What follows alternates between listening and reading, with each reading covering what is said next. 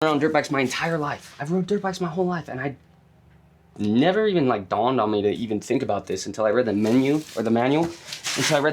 and this is sick.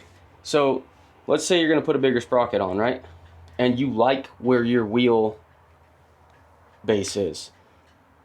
Or you just don't really want to go back through messing with the suspension, because if the wheelbase moves in enough length, your sag's gonna change. You know, your rear shock might feel a smidge stiffer, so now you're gonna go back to maybe a little bit of suspension testing. Let's say you don't want to do that. So per the KTM Gas owner's manual, the axle boxes can be turned 180 degrees and still function. And the reason that is so if you're changing your drive sprockets and you don't want to mess with your wheelbase, you can stay all over the same wheelbase by turning this 180 degrees, because see how much longer this is out here and how much shorter it is here, and that is why that has the same that design. Never even freaking knew that. So how I warm a bike up for changing oil two-stroke wise, is transmission oil. So what I do is I'll start it up, get the bike warm where it's running right, and I'm gonna get it on my driveway on my hill, front wheel up, and I'm just gonna slip and play with the clutch back and forth and just engage and disengage that clutch and just let it slip back and forth for a few minutes. That I believe in my mind warms up your transmission oil a lot faster than just letting the bike run. And B, it's just a quick couple minute practice of playing with clutch slip. And this has a recluse, so there's a couple ways you can do clutch slip. This is where I teach my wife about, you know, with a recluse, rather than having to hold the clutch in the slip zone, she can just hold her throttle a quarter turn and it's the same thing. Pretty cool thing with the recluse. I'm not a big recluse auto clutch fan, but for people like my wife and some people like them, they work good. And this is the newest one. I don't remember what it is. We're pretty good friends with the recluse guys. They let us test their newer stuff, so this one seems to be working really good. I'm not sure what the name of it is, what the latest, whatever the latest one is, that's what's in it. And it works a lot better than the older ones, I'll tell you that. As far as I'm concerned, I'm not a huge recluse clutch guy. With the auto clutches, I'm not a big fan of them. This one is dang near at the point where I can ride it like it doesn't have a recluse and I don't really notice, and that's pretty sweet. But you know, I'm not going to use the brakes to roll backwards. So I'm going to get rolling, and I'm just using the clutch to hold myself from rolling backwards. And this helps you conserve so much energy on the mountain once you get used to this, of holding your bike this way, because you know, when shit is really slickery and wet and you're on a granite hillside and it's like straight up and down, dude, holding your brakes is not going to keep you. I was talking about, yeah, if you're on a really steep, granity, gnarly, wet, or mud switchback hill, and you're trying to sit in a position and not let the bike slide backwards, if you're just grabbing your brakes, the thing's gonna just slide straight backwards. It's not, you're not doing anything. And that's when you figure out of like always just using the friction zone and the transmission to hold you where you are on the hill. So much less energy. It makes it so much better. Trust me. One thing I always forget on these earlier generation European bikes is that the drain plug is on the clutch side. I almost tipped it on the same side as I always do. I would have had to pick the bike up and tip it back over. Just like, huh?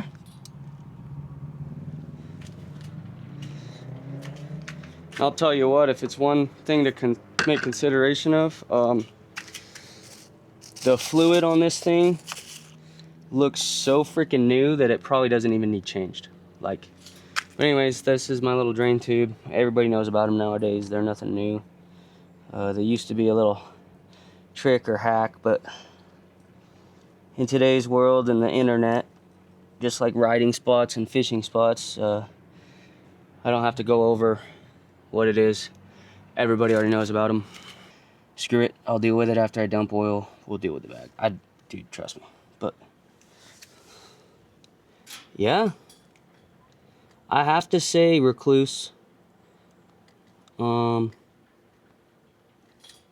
hot.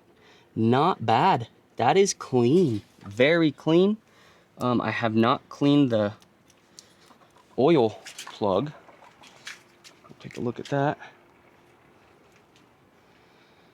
Couple little shavings on there, but really, man, very impressed. Very impressive. And this is what we normally run in our two-stroke clutches. The T4 1540. It's like 23 bucks for a gallon of this. And if you look, it meets all of the JSO, DH2, JSO MA, MA2, wet clutches. It does it all. So I'm not worried about it. I've never had an issue with any bike that I've ever running this stuff. So I think the big thing is we change our oil enough and take care and do general maintenance enough on our machines that really we're not harming them. I got was it 22 bucks for a full gallon of that stuff, and what is it, and I believe it's like $27 for a quart of the Motorex. Now when it comes to, I say, suspension components, forks, shocks, yes, 100% use the name brand stuff. So this is Motorex 5-weight. I recommend either Motorex or Bel-Ray, hands down, 100%. 5-weight, 4-weight fork oil. I believe that Motul is actually very affordable, and if you actually look, the Motul oil is made in the same factory as Motorex, so that's a little trick for you. But nonetheless, I use a lot of Bel-Ray products for suspension. The reason being, I say keep up with that stuff. Use the higher end oils with that is these things right here. These are the primary, comfort zone that make your bike rideable, and they don't get near the maintenance that any other parts of the bike do. I mean, when do we change our fork oil? When a fork seal starts leaking, right? Should I do it more often? Probably, but I'm a broke fucking kid, so I can't afford to just do that all the time, especially put money into that one, putting money into that one, the e-bike stuff. I just want to go ride and have fun. This stuff in general does not get near the maintenance of any other part of your motorcycle. So if you're gonna spend the money, 150 million%, get really, really good oils and really good fork seals. SKF fork seals, and I prefer Bel-Ray fluids for suspension, but just make sure it's something that you believe in, that is really, really good shit. I gotta say, the new stuff is cool, don't get me wrong. Like this new tech, like I'm talking about, is badass. Everything about it is amazing. But I gotta show you some cool stuff on the old stuff. So you guys know I spilled freaking fluid all over. This came factory on these bikes in 2014. This skid plate right here. And if you had one of these, dude, so half turn on the old dial there.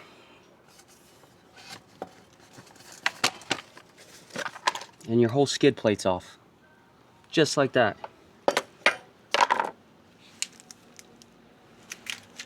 Like, you don't even see that shit anymore. That came factory on that bike. So dope. Like, they treated us so much better back then with our products. Like now, like, everything's cooler, don't get me wrong. The tech's better, the bikes are better, but like, you just have to pay for everything. They don't give you shit anymore. Like, this is so cool back in the day. Get this old 45 off here. Try that on our cracker dough.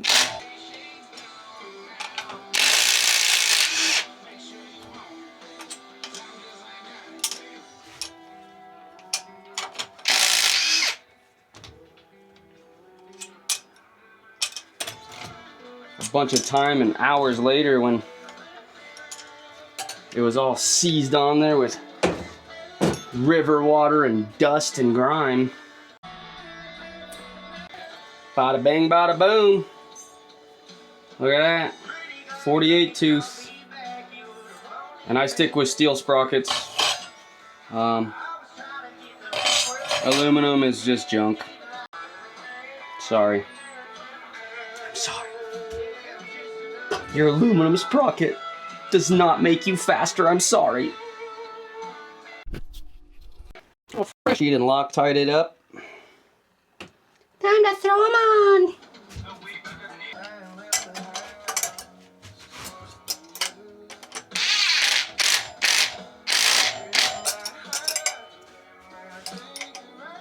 Yep.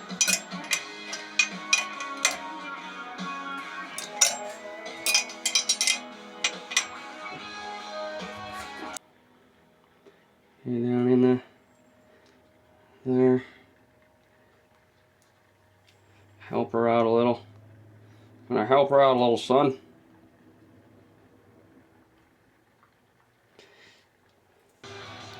That was one of the driest wheels I've ever come across. I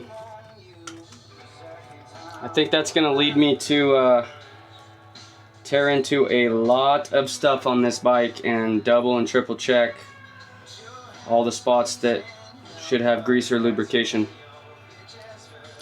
Thinking especially like my swing arm bearings, my head and stem bearings, really important stuff like that. I am definitely going to have to be tearing into that stuff and just triple checking, because this was kind of wild, honestly, how dry all that stuff was. It was kind of mind-boggling. Yep, 18 and a half hours on the bike. So I'm under 20 hours, and just really double, triple checking things now. That wheel, I don't know if I know I put thin layers on the axle and everything, but I haven't pulled the covers off yet, because with it being as new as it's been, hasn't really, like, you know, normally this stuff is greased and everything, but now that's got to be one of the first times I've ever pulled a wheel hubcap off, and the wheel bearing was like bone ash dry in there, and this was so seized in there, it was insane. I've never actually had that, and these are XL rims. That's kind of wild. I don't know if it's the, like, XL hubs. I'm not 100% sure, but I know it's XL rims. Wild. I always oil my filters heavy, and a good heavy grease line around that seal point, and clean your filters often. That's what I could say. And I'll be excited to try these filter skins, because if I can get, here's this one, there you go, if I can get where they actually work good, and I can just peel a skin off and put a new one on, and I can get, you know, even a couple extra uses out of my air filter before I go down and clean like this, that'll be sweet. It really will. That'll be dope. Here we go. Rinsed off with water, wringed out, set it up here by the window so it dries. And when you wash with gas, even when you rinse them out with water, they actually dry quite a bit faster than any of the other chemicals after you rinse them out with water. But I've seen some guys do some air filter tests, and they're like cleaning them and looking at the dirtiness of the filter. If I was going to do an air filter test, this, I have a catch pan down here, catches all my stuff, but this is what I would be testing. I'd go ride, and I would use a cleaner, clean my filter, And what I would be comparing is the dirt and grime. And I would use more of a strainer here to catch dirt and grime, but there you go. You see all that? Right there. I would be doing a comparison of how much dirt and grime your cleaner is actually pulling out of your filter. I'd be measuring the aftermath inside the bowl after you've cleaned with different chemicals and deciding what you like better. Just a thought of how I would do it if I was going to decide on different chemicals. Really does. It's not fun. And all kinds of stuff. Alright, now I'll do some chain adjustment and see what the wheelbase looks like on this afterwards. And then I'll be excited to ride it. Alright.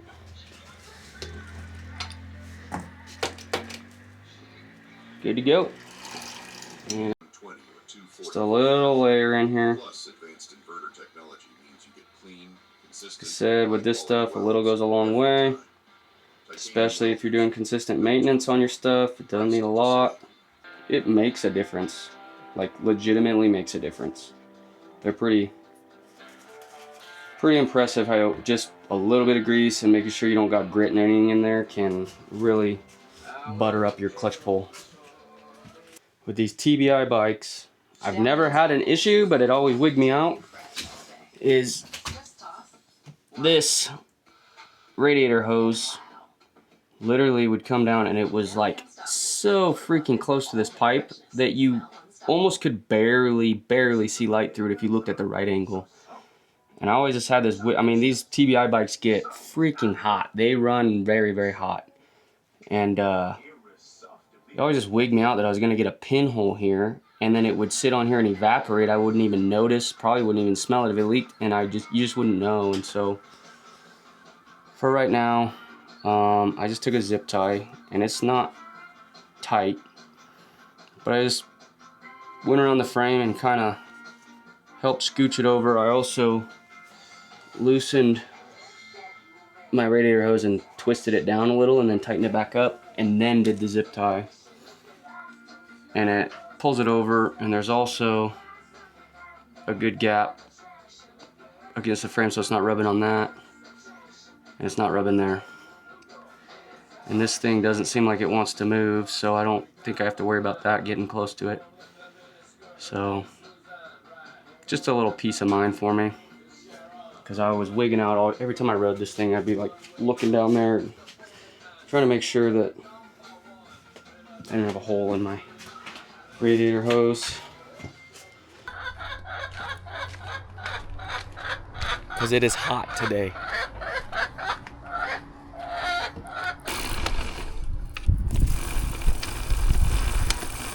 And a lot of people say WD-40 will eat rubber components away, so like a O-ring chain, but I think most of that's if you leave it on there for any extended time is when you're gonna run into that problem. So like I just got that going right there, and I'm gonna go straight to just spraying it off. I don't really let it sit on there very long. And I think that's kind of a ticket. All right, well, chain sprayed off, looking good. Like I said, we never use pressure washers at all. Cleaning these once in a while, like if we're coming back from the desert, usually in the winter, because everything's like, you know, 4 or 5 foot of snow out here, we'll go through like the self-service car wash. But I just stand further away and, you know, hit the dirt and grime off. So no pressure washers, no high pressure, especially with these newer TBI bikes. There's just a lot of little connectors, electronics in there that you just don't want to get water in. Once a year I do a full tear downing wash, so I'll take plastics off, tank off, everything off to the subframe, and completely wash and clean everything. And then that's the one when you do it where you just have to be very mindful of the electronics. And then once I'm done with that, I use the canister air and use air to get water out of all the connectors and everything before I put the bike back together. And that's just a really meticulous once a year cleaning down to the bone. You know, I'm posting how I wash a bike on here and like the little maintenance things I do. And you guys may be different. One piece of advice I can give you: don't try to wash bikes with somebody who washes bikes completely different than you. Because we're about to like punch each other right now. I'm over here like, oh, I gotta do this. She's like re-soaping, like, you suck at this part, you suck at this part. I don't like full jet on this. You know what? Do you want to see? Don't spray me. You want to see the Don't difference? frickin' spray me. See, this is pinpoint. Don't do it. This is pinpoint. Ready? You see? You see how like pinpoint that is? Like I Stop. can really get you. And then this is. Dude, look at all the rocks in my skid plate. I think that's from crossing creeks. I'm gonna clean up. Look, she was talking all this shit. Look at that spot she's missing, just constantly. Like, still not even hitting it. I can't even see Still it. missing it. Who's the fucking weirdo now? You in the fucking way. And we're gonna go ahead and clean under these. A lot of people talk trash about these. I think these are the Acerbis ones, right? They're really cheap, and they do protect your swing arm. And yes, as you can see, stuff gets trapped under there, but it doesn't take much. Like, I'm not doing this every ride, right? It doesn't take much to just turn around and cut a zip tie, lift it up, wash underneath, and then put it back together. Obviously I'm gonna run a dry rag and dry it off under there, but then like, yeah, put it back together and good to go. Yes, a lot of people are like, it damages your fucking swing arm, shit gets caught in there. Well, if you have 150 hours and you've had the bike for 3 or 4 years and you've never taken that off, yes, probably causes some erosive, nasty shit. Once you put stuff on, you got to realize it is removable. You can take stuff off and wash underneath it. I don't know. So some people just don't have that mentality, I guess. But yeah. Here's a question. Does anybody know what those little raised tabs are right back there? There's one there and there's one right there.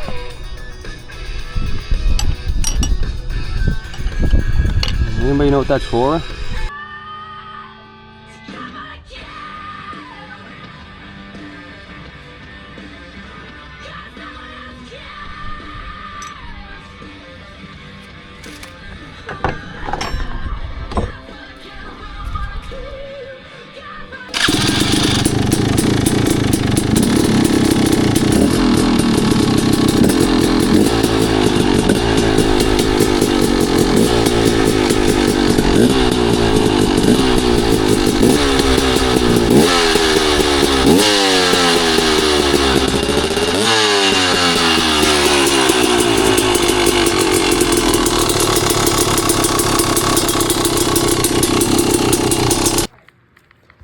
Under the hood action with the new TBIs. So this piece right here, there's 2 fuses, one on that side, one on this side, and I saw a video, this little plastic bucket, the guy had caught water and everything and ended up ruining the fuse, and because it holds water and dirt, and so I popped mine open, and yeah, there was dirt in the bottom of it. So what I did is took some electric grease, put electric grease in this bucket, so when I clip it back up in there, it kind of all squeezed out all over the sides and everything, and both sides. And now, yeah, there's really no room for any water or dirt to get in there because it's just full of dielectric grease. So that's the way I think I can prevent that. Also, I have a new part coming for the crankcase pressure sensor by Pin-It Racing that is a beefier, more 90-degree piece hose, and then this mount is actually going to be billet aluminum. seals it up a little better. And I noticed, you can't see it on camera, but the stock hose, kinda, you can see it's starting to like dry out and weather check already. So just my preventative maintenance. I haven't had an issue with it, but that's my preventative maintenance. And then I always carry a spare crankcase pressure in my pack in case I have an issue on the trail, because that's usually 90%. And then after that, I'll show you, oh, right here, you can see the oil pump hose there and there, like it's got oil around it, like it's sweating, because these little crimp seal things kind of blow. I was talking about that in one of my videos.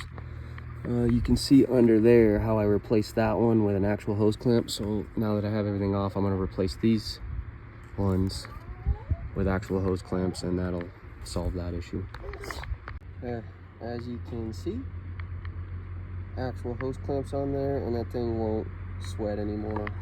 Some of the stuff on the top here is from when you fill and kind of spill it, and it runs down the frame and ends up down there. But it definitely was sweating. Those other clamps are just not, they're junk, honestly. I get the purpose. They're not as tight because, yes, these are plastic, and you know, if you're a dumbass and you sit here and start cranking that, you can crack these plastic tabs, and that's probably why they did that, so that people aren't freaking trying to break these by tightening these too much. But just use your basic normal human mechanic skills and understand that tight is tight and broke is broke. And then 20 amp fuses are your best friend because of that reason, with the little upside down bucket deals. And this is the number one headache things to keep in your pack here. And underneath this, that is a new crank case pressure sensor. Goes right in there. And then just a couple or a few extra 20 amp fuses, just in case you're on the trail, because with these bikes that everybody shits all over, I mean, they're no different than any other fuel injected machine, and 90% of the time with a vehicle or anything, if you're going to have an issue and it's a dumb issue and it's blipping and running bad, it's usually something electrical, like a fuse or that little sensor. Just keep it in this with that foam so nothing can wiggle around and get broke. And if I have my bike randomly start running like shit on the trail, the first thing that I'm checking is that crankcase pressure sensor. The next thing I'm checking is those little upside down fuse areas right there.